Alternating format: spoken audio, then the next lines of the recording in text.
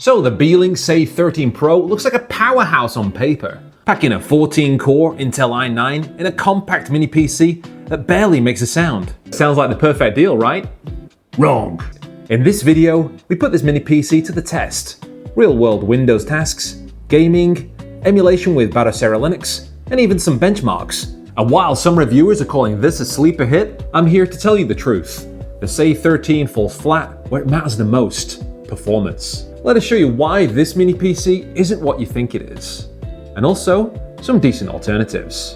Welcome to Team Pandori. Subscribble. Today's package came directly from Beelink. No cash has been exchanged, and as always, we'll keep this as unbiased as humanly possible. So let's get to the unboxing of the Beelink SEi13 Pro. At first impressions, this is incredibly clean. They've included a smiley and instructions to quickly get up and running. Inside the box we get the mini PC, a little card that pads, and it lets us know that it can speak to us. Hello. An instruction manual in multiple languages: English, German, Spanish, Italian, French, Russian, and Japanese. But inside here are just basic instructions. We also get a HDMI cable around 1 meter in length, and a power adapter. This one uses a standard DC jack, and it's by Hundkey. It outputs at 19 volts, delivers up to 5.26 amps, and according to the product's datasheet, it can deliver up to 100 watts. So let's peel back this plastic and have a closer look. Taking a cue from the Mac Mini, this unit features a sleek metal case with a Beelink logo. It looks incredibly clean and feels cool to the touch.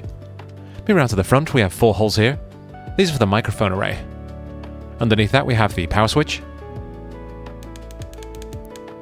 a pinhole for BIOS reset, 3.5-inch audio jack, and then 2 USB ports, one for USB-C and USB-A, both rated for 10 gigabits a second. There is nothing on this side, but around the back is where all the action is. Along the top we have the exhaust for the heatsink, 2 more ports for USB 3.2, 2.5 gigabit Ethernet LAN, DisplayPort 1.4, HDMI 2.0, another USB-C, again 10 gigabits a second, but this one has video out, a USB 2.0, another 3.5mm audio jack. This one's great to see on the back, and at the very end, DC input for power. On the left side again, nothing much, and on the bottom, labels, multiple holes, and a rubber dangly. Yeah. Moving to the specs now, this mini PC uses the Intel i9-13900HK, and with 14 cores, it should be a bit of a monster when it comes to production work. Saying that, we know how lackluster Intel can be with their iGPUs, but perhaps this memory configuration of LPDDR5 can speed things up a little. It's currently going for $539 on Amazon with that $100 off coupon, and if you'd like to support our channel at no additional cost to yourself, please use the links in the video description down below. It's about time for the size comparison. The Beelink SEi13 Pro is slightly larger than the Beelink SEi6. It stands around 1 cm taller than the EQ13, and is absolutely dwarfed by the GMK Tech K10. Here's a Sanrio Tamagotchi. I don't know how to use it because it's not mine, but something I can use is a pen to draw circles and things. Here's a slightly larger than average banana, and a Rooibos tea bag. The Beelink SEi13 Pro is 4 tea bags big. After hooking up to a monitor, keyboard and mouse, we can start testing. On first boot, we're greeted to the Windows setup screen, where we can select language, region, keyboard, then give a username, as well as refuse Skynet. I am John Lou. This setup only takes a few minutes, and as soon as you know it, we're in Windows. As you can see, all the specs check out, and we have a fully activated installation of Windows 11 Pro. We checked it for viruses and malware, where full scans in Windows Defender, Malwarebytes, and Avast gave us the all clear. So then we updated Windows and all the drivers, and let's test it out. It boots up quite quickly, and if you're needing a computer for office work, this computer here has you covered. We gave it some difficult tasks in Calc, and it laughed at us. So maybe 2D drawing in Krita is a better suit for this machine. But as we have an Intel CPU with 14 cores, editing videos is also possible, especially when we have Intel QuickSync. However, we did find some slowdown when using this computer in 4K resolution. We can clearly see in our door that our CPU is pushed to over 61% usage in a demo project, and if we lower resolution to 1080p, we barely hit 30%. If you're not interested in production, using this computer for web browsing is not an issue. And the same applies for YouTube in 4K, and we only had some frames dropped while the video was buffering.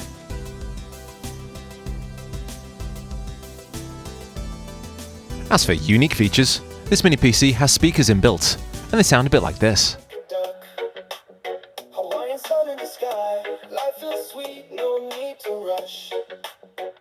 It's very similar to what you would expect from a portable Bluetooth speaker, and with a mic on board, it could be a good solution for video conferencing. Here's what the mic sounds like. Hello? Can you hear me? Hello? Speaking now from 50 centimeters away, and it sounds a bit like this.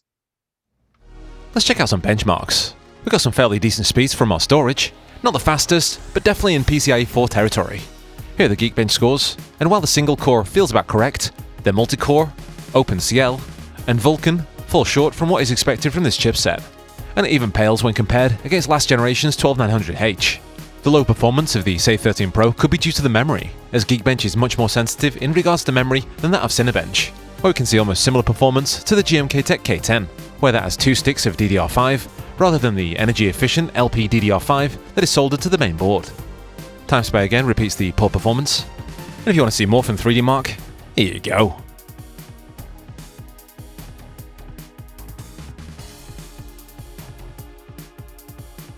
Moving now to the Wi-Fi strength test. On the 2.4 GHz band, we're at 81%, which is okay, but if we flick it over to 5 GHz, 65% is pretty poor. The Intel AX200 may be to blame, but more than likely it's a combination of this, as well as the metal case. Either way, we could connect to our Bluetooth controller and get into some games. First up, Dave the Diver, 4K.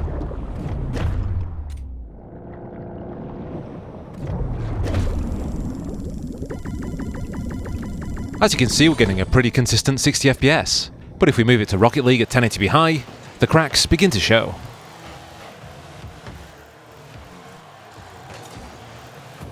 We also need to mention that this was after raising TDP to 65 watts in the BIOS. However, the only way we could get anywhere near 60 FPS is to lower resolution to 720p.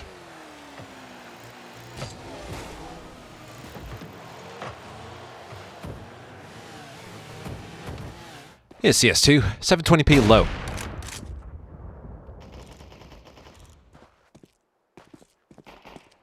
And at 30 to 40 FPS with these settings is pretty shocking. Quick reminder that the K10 with the same chipset could run this game at 100 FPS at 1080p. Next up is the very popular Fortnite.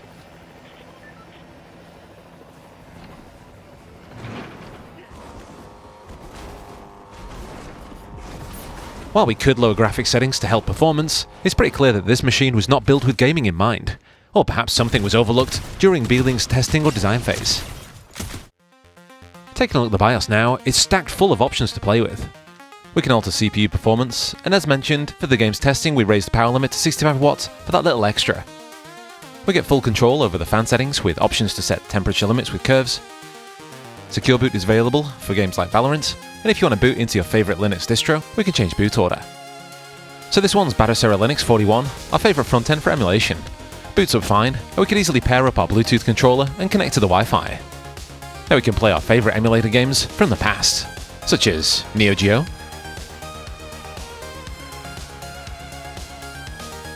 3D arcade games like Tekken Tag Tournament,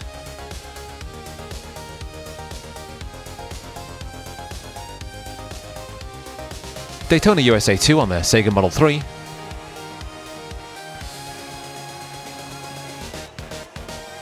or some computer classics.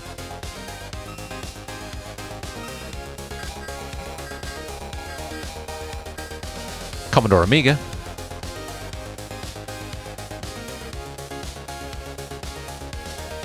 and we can stretch it all the way to 8 times upscale on the PSP.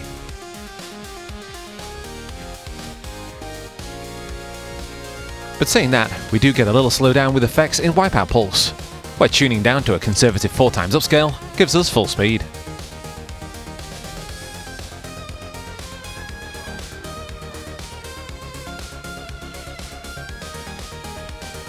Here's some PlayStation 2 with God of War 2, with upscale by 2.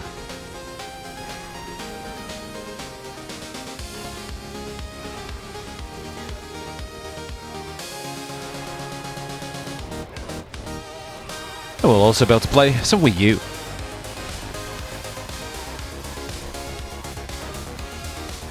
We would try some PlayStation 3, but considering the K10 had issues with that, the SEi13 Pro would definitely struggle. Let's move on to the temps and noise. We're at 54 watts idle, and HW Info reports throttling. The temps seem okay though, and it is very quiet. And it sounds like this. Pulling 14 watts from the wall. In-game now, temps are a reasonable 51 degrees Celsius, and naturally, things are a little louder. And it uses around 48 watts. We do get a few more frames at 65 watts TDP, and the temps and noise are only raised a little. But as the power draw isn't increased, the bottleneck is more than likely the memory. We then gave the CPU and GPU a stress test, and again the thermal throttle flag was raised, and things also get a bit louder. And it uses around 85 watts. So let's see what's really inside this thing. There should be some screws underneath these small pieces of rubber, and you'll need a tool of some sort to get them out. Unfortunately, a cocktail stick is not hard enough, so we had to resort to a small flathead screwdriver. We can then remove the screws using a small posi screwdriver. Let's give it a tug. Inside we're greeted with 2 speakers and a bit of a dust filter, and we're expected to dust this regularly. This is held in by 2 small screws from the left and the right. And we need to be careful while removing this, as the speakers are still connected. The board itself is pretty clean, and it's great to see such a beefy heatsink for the NVMe storage. 2 screws keep it snug against the SSDs, and underneath we can see the Wi-Fi adapter. Intel AX200. At first glance the NVMe looks like a Phison, but this is the controller, and if we turn it over we can see that it's a crucial P3+. And if we wish to expand storage, we can easily add another stick of PCIe 4, as there's one more M2 slot next door. We then tried to get in a bit further, but as there were raised boards on the sides and cables clamped down, it was obvious that this computer was not meant to be pulled apart, making it difficult for maintenance and changing thermal paste. It's about time for the pros and the cons. The Beelink SEi13 Pro, with its metal exterior, has premium looks, and is fairly quiet when in use. If you don't want to lug around extra equipment, an inbuilt speaker and microphone can be a nice addition, and it has an extra M2 slot if you like to add more storage. Unfortunately, there are concerns with bottlenecks, which probably has to do with the low-powered memory that is soldered to the main board. As there's no USB 4 or Occulink port, the only way to use an eGPU is by using an M2 slot, and if you want to get in there to change the thermal paste, it is not an easy task. At the end of the day, asking over $500 for such a mini PC is a hard sell, and we'd only recommend it for the elderly who cannot set up their own mic and speakers. I mean, there's plenty of products that are cheaper and even perform much better. If you need something simple to browse the net, here's the EQ13. Or if you want something much more powerful, here's the Ser 6 Max. Should be able to pick this one up for around $400. And then there's still the Ser 8, which is still cheaper than the SEi13 Pro, which would absolutely obliterate it in regards to performance. If you've not yet noticed, we cannot recommend the SEi13 Pro, as there are many better options available, even from Beelink themselves. We've put links in the description down below, and summary.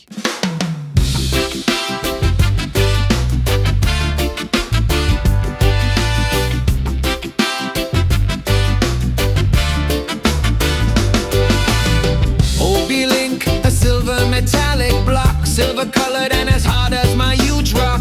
i9 inside, it sounds like a plan. Hello, 14 core, built-in mic for Grant's weekly call. She thinks RAM's a type of shopping mall. No cables or fuss, it's just plug and go. But where did all that horsepower go? Fast, fast, fast, no it isn't very fast. Looks, alright, at least those looks can last. Fast, fast, fast, no it isn't very fast. Looks, alright, at least those looks can last. Games, games, games, so how do those perform? Not very well, we can go and watch some core. Fast, fast, fast, no it isn't very fast. Looks, alright, at least those looks can last. If you enjoyed this video, whack that like button. And if you want to see more from us in the future, be sure to subscribe. Everyone on the screen here is helping us keep the lights on, and if you too want to contribute for the cause, be sure to join up. This has been Michigan of Team Pandori, and here are some more videos. Some feathers over at Beelink, but at the end of the day, honesty matters more to us than keeping cozy with a brand. We're here to give it to you straight, no